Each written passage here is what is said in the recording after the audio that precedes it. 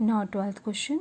Show that the semi-vertical angle of the cone of the maximum volume and of given slant height is tan inverse under root 2. और ये भी एक important question है, यानी इनमें से जो मैंने अब तक करवाए हैं इनमें से 6 नंबर का क्वेश्चन आता ही आता है। तो इसमें भी आपको सेमी वर्टिकल एंगल, जैसे मैंने कोन बनाया है, सेमी वर्टिकल यानी वर्टिकल यानी ऊंचाई से जो एक हमने एंगल लिया हुआ है, सेमी यानी आधा, यानी दैट इज़ थीटा हमने लिया है। इसकी स्लांट हाइट हो गई, ये normal height and this is radius. तो आपको बताना है कि ये थीटा जो है वो tan इनवर्स अंडर रूट 2 के बराबर है, और दिया क्या है, वॉल्यूम को आपने मैक्सिमम बताना है और स्लांट हाइट जो है वो गिवन है, यानी स्लांट हाइट आपको कांस्टेंट लेनी है। तो रेडियस भी आपको जैसे पता है ये भी कांस्टेंट ही होता है। Let r be the radius, h be the vertical height जैसे ली हुई है, and l be the slant height of the cone. और कुछ नहीं दिया है देखो, तो शुरुआत तो करनी पड़ेगी। तो हम पहले तो ये ले लेते हैं, क्योंकि एक राइट एंगल ट्रायंगल बनी है। Then L square equal to H square plus R square.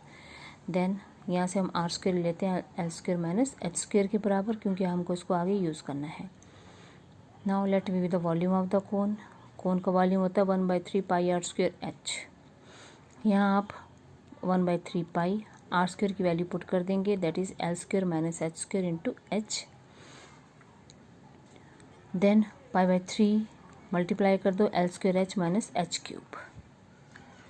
अब आप इसको डिफ्रेंशिएट कर देंगे, क्योंकि एल जो है वो कांस्टेंट है, तो बचा आपके पास एच, तो D V upon D H that is π/3 L square, H की डिफ्रेंशिएशन हो गई 1, 3 आ गया है 3 एच स्क्वायर, यह आपको डिफ्रेंशिएट करके आ गया। इसके बाद आपको उसको 0 के बराबर बताना है, जैसे कि स्टेप हमने पढ़े हुए हैं 0, तो यहाँ से 0 में चला गया, तो L square minus 3 H square equal to 0, L square equal to 3 H square, then H square equal to L square upon 3।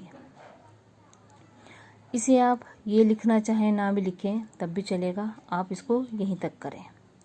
ये मैं इसको काट रही हूँ, ये टर्म इसको आपको लिखने की ज़रूरत नहीं है, ये तो सिर्फ आपने यहाँ तक लेना है इसको, H square equal to L square upon 3।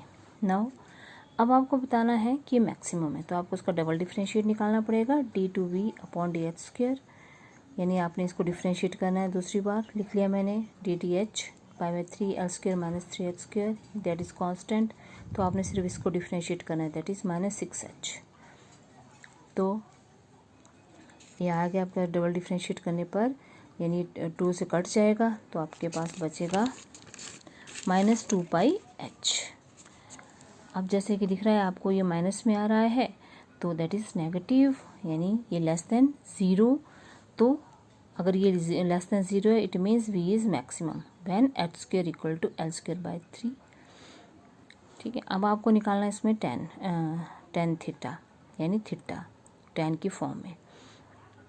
Now multiply कर लो, 3h square equal to L square, 3h square, L square की वैल्यू लिख दी हमने H square plus R square, 3h square minus H square equal to R square simplify किया, 2h square equal to R square, यहाँ से R square upon H square, यहाँ 2 रहने दिया, क्यों, क्योंकि आपको अंडर रूट 2 चाहिए, तो 2 आपको न्यूमरेटर में होना चाहिए। आप स्क्वायर रूट ले लेंगे, ले लिया, तो यहाँ से कट गया, तो R upon H that is under root 2। तो यहाँ से देखो p upon b that is tan theta. अब मैं एक बार आपको फिर से वो चलो यहीं बना देती हूँ। जैसे हमने यहाँ पढ़ा, ये कोण है जो हमने पीछे डायग्राम ड्रॉ किया है, that is L, that is H, that is R, that is theta. अगर आपको यहाँ से टेंजेंट चाहिए, तो हमने पढ़ा है कि एंगल के सामने वाली जो साइड होती है that is called perpendicular, that is base, और ये एच। आपको टेंजेंट चाहिए, टेंजेंट क्या होता है, परपेंडिकुलर अपॉन बेस।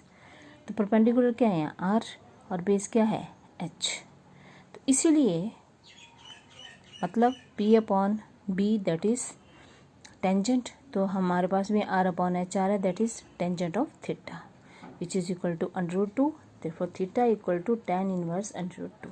यही आपको प्रूफ करना था। तो इसलिए यहाँ से आगे थोड़ा सा आपने ध्यान देना है, वैल्यू पुट करनी है। और ये थोड़ा ध्यान देना है कि टेंजेंट थीटा जो है P/B, और P हमारे पास यहाँ R है और B हमारे पास यहाँ H है। तो ये था आपका नेक्स्ट सम।